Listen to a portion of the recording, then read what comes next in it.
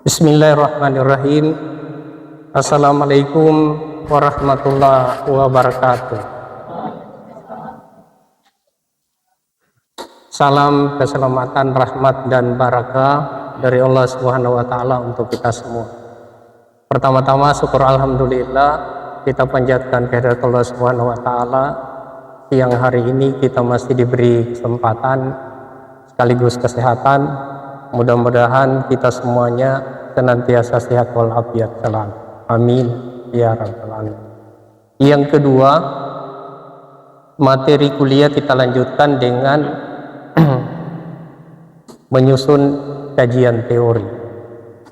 Jadi teman-teman, ini adalah lanjutan dari poin 2.1 di minggu yang lalu yang kita sudah bahas tentang kajian empiris. Jadi setelah kajian empiris yang sumbernya semuanya adalah berbasis jurnal, maka kita lanjutkan dengan kajian teori. Nah, kajian teori ini teman-teman semuanya bersumber dari referensi, baik itu referensi textbook maupun referensi yang ditulis para penulis kita di dalam negeri yang sifatnya non textbook gitu. Nah, teman-teman, ketika kita lihat bab 2 ini yang saya tulis di papan, jadi nanti di poin 2.2 ini isinya adalah kajian teori. Yang di sini kita sudah selesai, kemudian kita masuk pada kajian teori. Sebelumnya saya beri pengantar singkat. Apa sebenarnya teori itu? Nah, teori itu adalah sebenarnya seperangkat konsep. Makanya nanti ketika kita membuat bab kajian teori ini, nanti selalu dia awali dari konsep. Jadi konsep tentang apa? Konsep tentang variabel yang kita teliti. Nah, jadi teori ini adalah seperangkat konstruk atau konsep, definisi dan proposisi yang berfungsi untuk melihat fenomena secara sistematik. Nah, nanti sebentar kita lihat bagaimana kajian teori ini yang kita namai kerangka konsep ini kita implementasikan di dalam penyusunan proposal.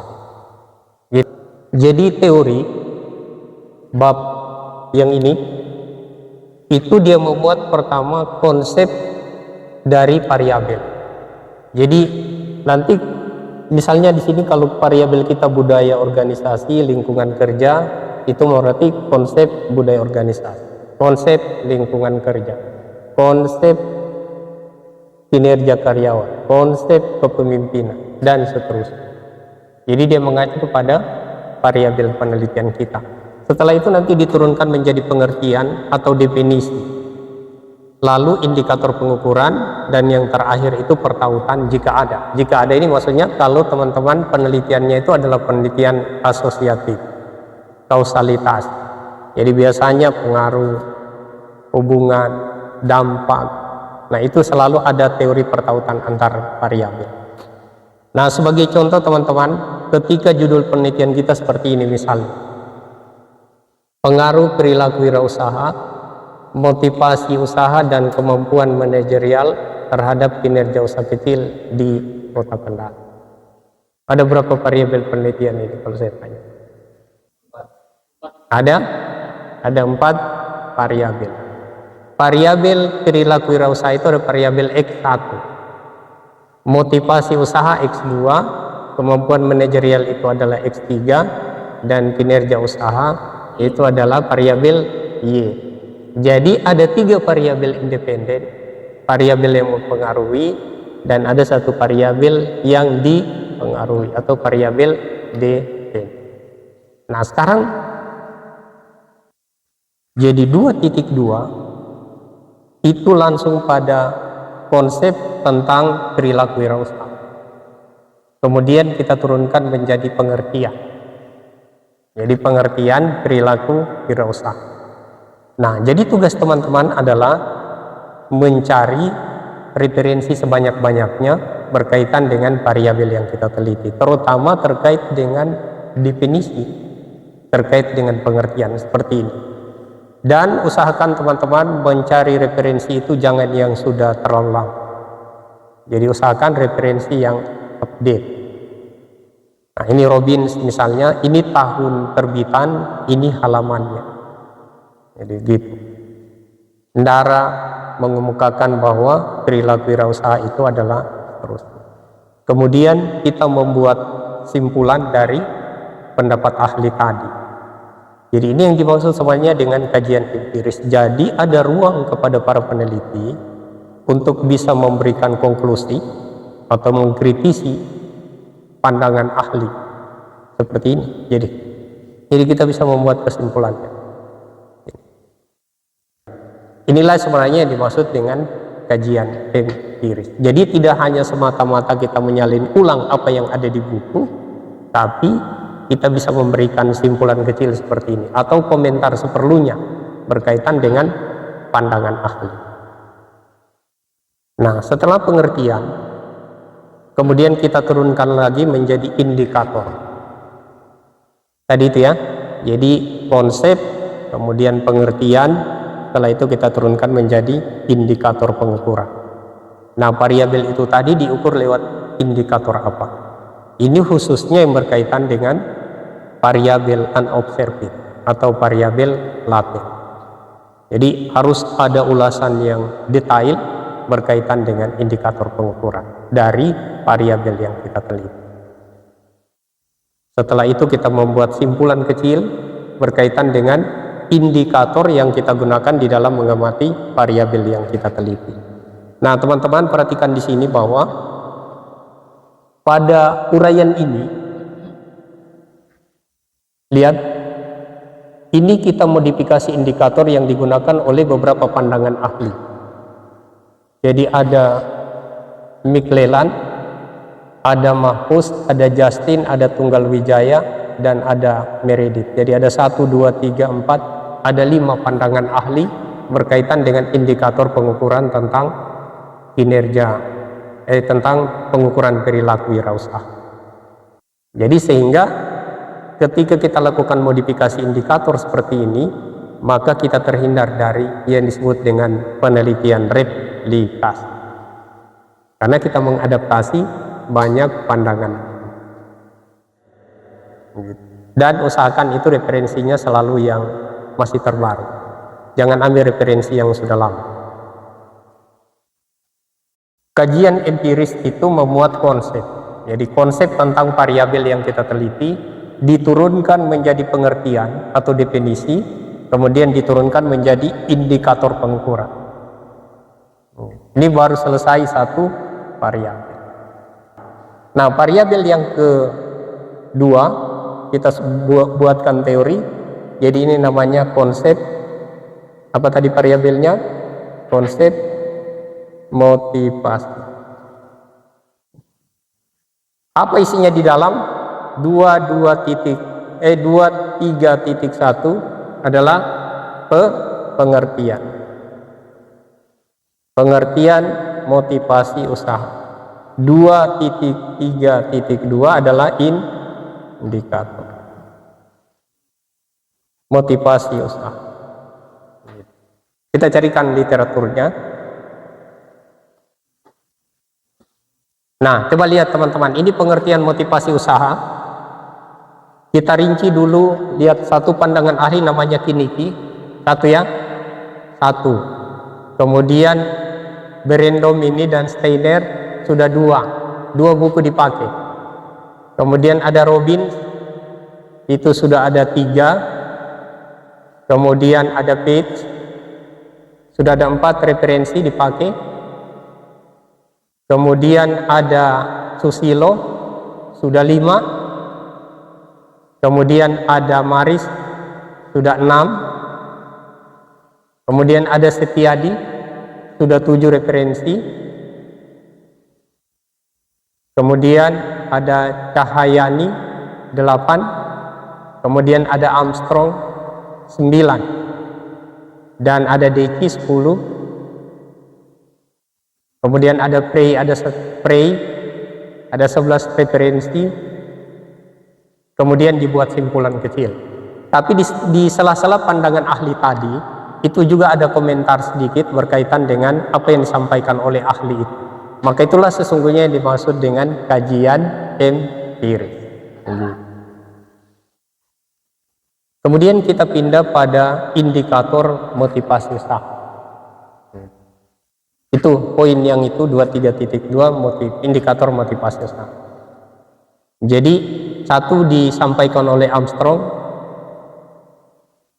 kemudian ada McClellan, ini tentang indikator motivasi usaha. Kemudian ada Sumarsono, kemudian ada Maslow dalam Dassler. Selesai sampai di situ. Jadi intinya bahwa baik di pengertian maupun di indikator itu kita tidak hanya mengutip satu pandangan ahli, tapi lebih dari satu, sehingga proposal teman-teman nanti itu nanti kaya akan referensi, kaya akan informasi. Jadi pengertian dari variabel itu dan bagaimana caranya Anda mengukur variabel itu tadi, itulah yang kita perkaya, kita perbanyak supaya nanti informasi yang kita tulis di dalam proposal itu betul-betul informasi yang memiliki kredibilitas, dia memiliki kualitas seperti itu. Dan nanti ketika banyak seperti ini tadi indikator-indikator ini, inilah yang menjadi dasar bagi kita untuk melakukan modifikasi supaya kita tidak terjebak pada penelitian fotokopi itu tadi. Oke ya, kita lanjut tentang satu lagi. Nah, pengaruh antar variabel, teman-teman perlu diperhatikan. Kalau pilihan penelitian kita adalah penelitian asosiatif atau kausalitas, itu yang judulnya pengaruh, hubungan, dampak, itu perlu ditambah lagi ini teori tentang pengaruh antar variabel, keterkaitan antar variabel antara si X dan si Y, antara variabel X1 dengan Y, X2 dengan Y, X3 dengan Y, kalau ada X4, X4 dengan Y. Dicarikan referensinya, dicarikan teori yang mendukung bahwa ternyata antara variabel X dengan variabel Y itu dia saling terkait secara teori. Seperti ini. Jadi ternyata ada kaitan pengaruhnya antara perilaku usaha ini dengan kinerja usaha. Dibuatkan teori. Tapi teman-teman yang penelitiannya deskriptif atau komparatif, itu tidak perlu teori ini tadi. Tidak perlu dibuatkan teori pengaruh antar variabel. Cukup saja konsep tadi tentang variabel itu diturunkan menjadi pengertian dan indikator. Tidak perlu ada yang ini. Karena penelitian Anda adalah penelitian deskriptif. Kita tidak meneliti tentang kausalitas. Kita tidak meneliti tentang hubungan sebab akibat dari variabel X terhadap variabel Y. Tapi variabel itu hanya dianalisa secara mandiri, secara sendiri-sendiri. Makanya kita tidak butuh teori yang 2.6. Tak perlu dibuat ini. Sudah jelas sampai sini? Oke. Nah, kalau ini sudah jelas, kita online dulu untuk kita belajar praktek tentang aplikasi menyusun bab 2 ini, kajian pustaka, sekaligus mensitasi referensi secara penggunaan aplikasi. Nah, untuk itu maka teman-teman yang pertama kita butuh adalah aplikasi Zotero. Ini di-download saja di internet, Zotero. Ini temannya ada dua, ada namanya Mendeley dan ada EndNote. Nah, tapi menurut saya yang paling mudah kita terapkan itu adalah Zotero. Jadi untuk Zotero ini kita tinggal tulis download aplikasi Zotero. Ini install Zotero yang terbaru sekarang, yang ini diinstal, di-download dulu, install, kemudian kita install juga konektornya. Ini juga diinstal ya. Jadi dua kita install ini. Jadi Zotero yang for Windows, kemudian Zotero Connector. Ini kita harus install dua-duanya. Jadi saya tinggal buka aplikasi Zotero ini, double klik. Cara menggunakan aplikasi ini, Teman-teman misalnya punya jurnal, misalnya ini, saya punya jurnal, ini ya. Jadi dari laptop kita, kemudian kita perkecil seperti ini, aplikasi Zotero juga terbuka. Nah, ini kemudian kita pindahkan dengan sistem drag, tapi dalam posisi teman-teman harus online, gitu. Jadi khusus memindah dari laptop teman-teman itu, pindah ke aplikasi Zotero seperti ini, di drag, masuk, kemudian kita lepas, itu posisi kita harus online. Supaya ekstensi file PDF ini, yang PDF ini kan ekstensi file PDF di sini. Itu dia akan berubah menjadi ekstensi file seperti ini, TXT. Ini ekstensi file yang dibaca oleh aplikasi Zotero. Jadi kalau teman-teman tidak online, nanti ekstensi file ini dia akan tetap seperti ini, itu tidak terbaca. Jadi ketika saya klik di sini, ini tidak terbaca oleh Zotero, tapi ketika saya klik yang ini, metodologi, itu dia akan terbaca. Atau saya klik jurnal yang ini, nah itu dia terbaca. Ini penulisnya, jurnal. Jelas sampai sini? Jelas ya? Oke, sekarang kita praktek menyusun bab 2.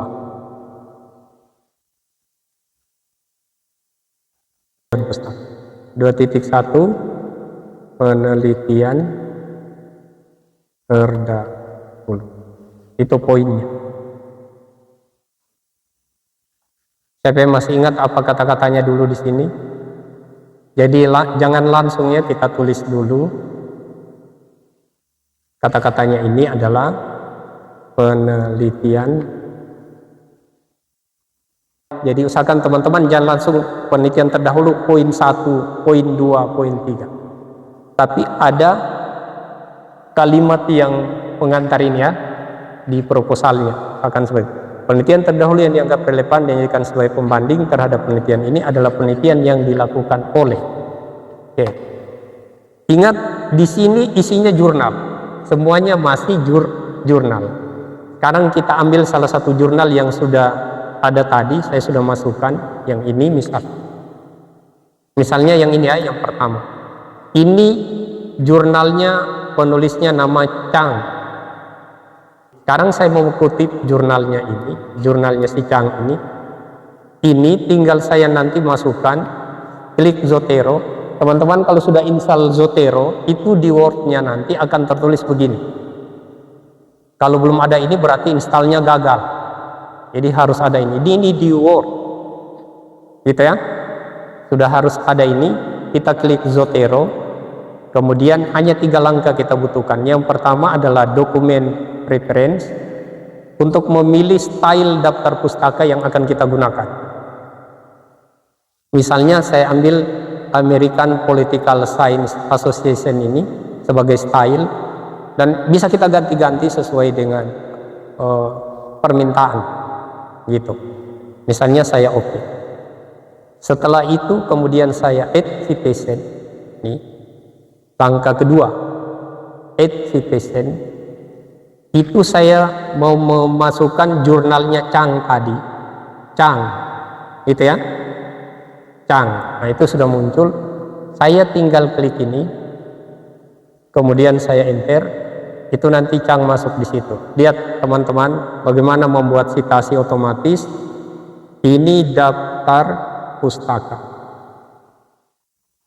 Saya sengaja diperlihatkan begini supaya nanti semuanya bisa kita lihat. Ini kan harusnya di belakang sekali, paling belakang ya. Nah oke. Sekarang saya tinggal klik yang ini. Saya tinggal klik yang langkah ketiga, add biografi. Nanti pustakanya si Chang ini dia akan otomatis masuk di sini. Lihat, saya tinggal klik yang ini. Itu tanpa saya harus mengetik lagi. Bukunya, jurnalnya Chang ini dia sudah masuk secara otomatis di sini. Itu. Ini aplikasi. Nah, ini kan tinggal kita tulis dilakukan oleh Chang, menemukan bahwa dan seterusnya. tinggal copy hasil penelitian. Nah, kita buat paragraf baru, bla bla ini saja ya. Nanti teman-teman sudah tahu itu. Misalnya penelitian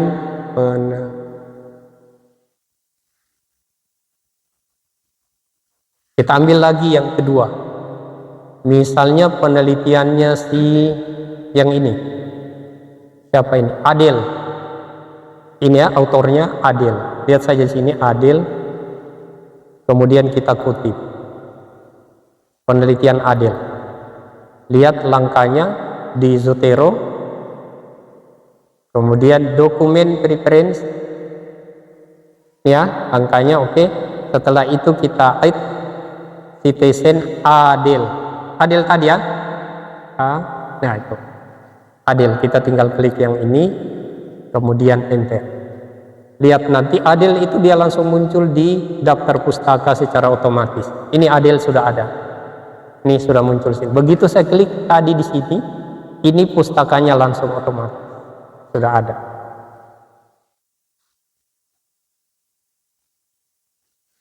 Lanjut lagi. Sekali lagi ya. Kemudian penelitian yang ketiga, siapa ini? Penelitiannya si yang ini misalnya penelitiannya Gu. Ini Gu ya. Oke.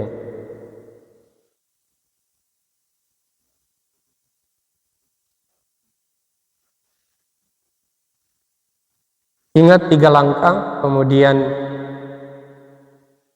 add citation, kita tulis Gu. Itu sudah ada. Ketika saya enter, itu dapus Gu sudah ada di sini. Ini tersusun secara abjad, teman-teman. Ini sudah ada Gu di sini. Tanpa harus kita mengetik kembali daftar pustaka.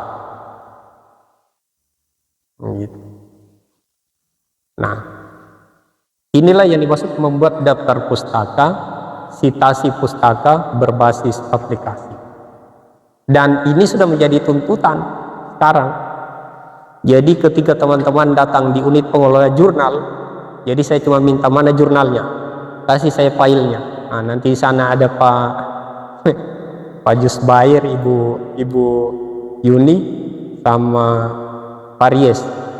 Dia tinggal untuk mengecek apakah jurnal Anda itu punya citasi aplikasi referensi ini atau tidak, tinggal saya klik begini.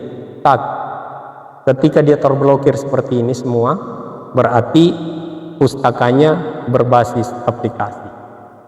Tapi kalau teman-teman kerja manual, sama dengan ini, teks ini, begitu saya klik di sini pasti tidak terblokir semuanya. Jadi gampang saja editor jurnal menolak jurnal kita. Kita tinggal di klik, di tes seperti ini. Oh, ini berarti daftar pustakanya ini sudah disitasi pakai aplikasi. Dan ini syarat.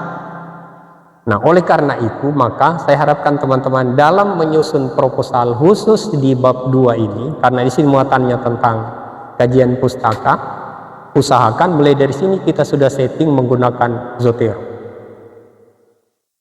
Jangan lagi kerja manual, karena kalau Anda kerja manual itu buat daftar pustakanya ya diketik ulang seperti tadi, mengetik kembali.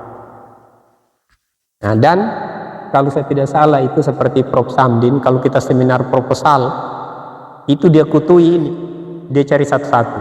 Benarkah misalnya di bab 2 ini Chang ada tertulis di daftar pustaka nama Chang? Karena kadang-kadang ditemukan ada di sini, tidak ada di dapus. Kadang-kadang juga ditemukan ada di dapus, tidak ada di sini. Itu berarti proposal itu tidak konsisten di dalam pengutip. Itu yang pertama ya. Jadi konsistensi menjadi penting antara hasil yang ada di bab 2 dengan daftar pustaka. Jadi ingat, apa yang ada di dapus ada di bab kajian pustaka. Apa yang ada di bab kajian pustaka itulah yang harus ada di daftar pustaka. Itu yang paling teliti Prof. Samdi. Kadang-kadang dia tidak periksa yang lain. dosen yang lain saja yang periksa, dia periksa ini kesesuaian antara kutipan di sini dengan nah, supaya kita terhindar dari inkonsistensi, maka sebaiknya proposal kita mulai sekarang itu sudah harus berbasis aplikasi, gitu ya, supaya bagus. Nah, ada diskusi terkait dengan ini. Pasti ada nanti yang bertanya, ini kan jurnal Pak, bagaimana kalau misalnya dari buku? Oke, kita buat yang dari buku ya.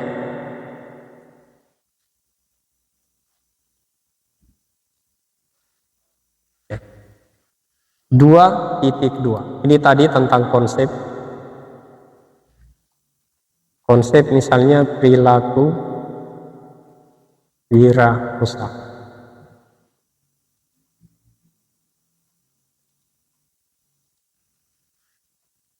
2.2.1 pengertian.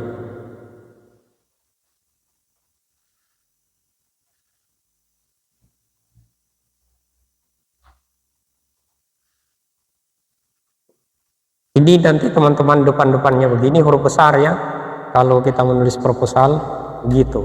Ini juga.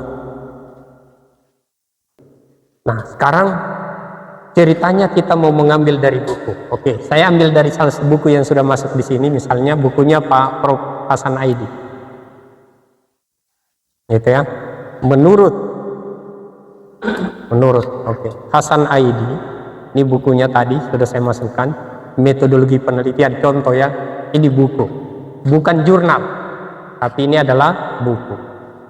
Nah, sekarang ketika saya mengambil Hasan Aidi ini, itu Aidi Hasan, ini ada Aidi Hasan, Aidi ya, Aidi. Oke, coba. Menurut Aidi,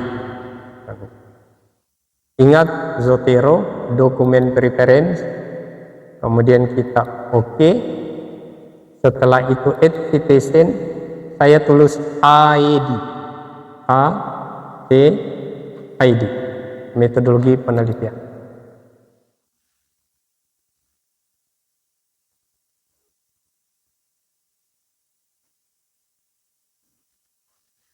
Nah, ini ND maksudnya, ini tahunnya belum dimasukkan. Makanya nanti ini baru ada dia baca ID Hasan, metodologi penelitian, teori dan aplikasi, kurang lengkap. Makanya nanti kita harus lengkapi secara manual di sini. Ini kurang lengkap, jadi kita bisa remove ini. Saya remove. Nah, ini ada dua, ini ada tahun, kemudian penerbitnya ada ya, yang ini. Penerbitnya dipublish Yogyakarta. Coba saya kutip yang ini. Ini kita hapus dulu.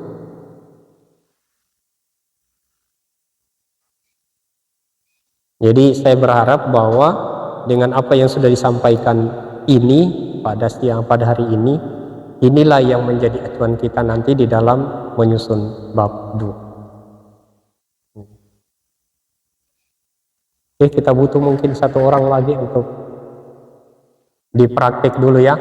Ini kalau teman-teman lihat, bahwa mudah sekali dia buat itu Pak dosen itu. Nah, tapi belum tentu mudah buat Anda. Oke, kita praktik dulu supaya saya yakin. Oke, siapa? Anda di sini. Oke. Silakan.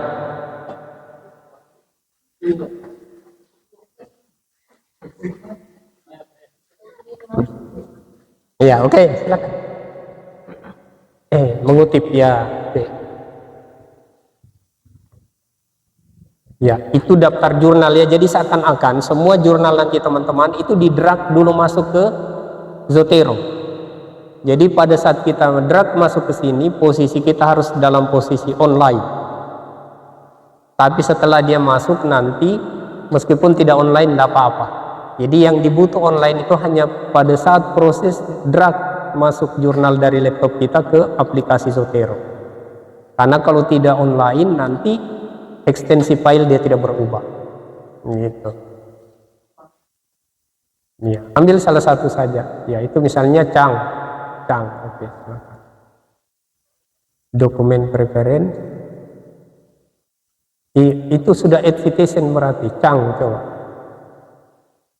Ya, bisa diganti dokumen preference. Ya, Chang. Mana Chang? Ya, itu. Oke. Coba enter. Nah. No. Berarti ada prosedur teknis tadi yang belum benar. Nah, itu hapus dulu semua. Jadi ini barang ceritanya. Kalau teman-teman lihat saya tadi mudah sekali dia buat itu, Pak Haji. Tapi belum tentu Anda bisa. Iya, itu kelihatannya tadi mudah. Tapi begitu Anda praktik sendiri belum tentu semudah seperti yang Anda lihat. Gitu ya. Oke, silakan coba. Iya. Ya, oke. Oke. Silakan. Setelah itu add citation. Ya, oke. Chang. Oke. Enter. Periksa dapus. Sudah ada enggak? Ya, oke. Nah, di dapusnya. Ya. Di dapus itu langsung add biografi. Yang ini. Add biografi. Simpan dan coba di sini kursornya di sini di bawahnya dapus. Ya, oke. Add biografi. Jadi ya. Oke, lanjut lagi sekali lagi. Ya, enter lagi. Ya. Selanjutnya penelitian yang dilakukan oleh mengerti? Jadi saya juga mengharapkan teman-teman nanti di penelitian terdahulu ini sebaiknya tidak usah dipoinkan. Poin 1, poin 2, poin 3, poin 4. Sebaiknya paragraf baru. Jadi setiap satu ahli itu ditulis paragraf baru. Karena isinya kan ada 5. Nama peneliti, tahun penelitian, hasil penelitian, persamaan, dan perbedaan. 5 itu.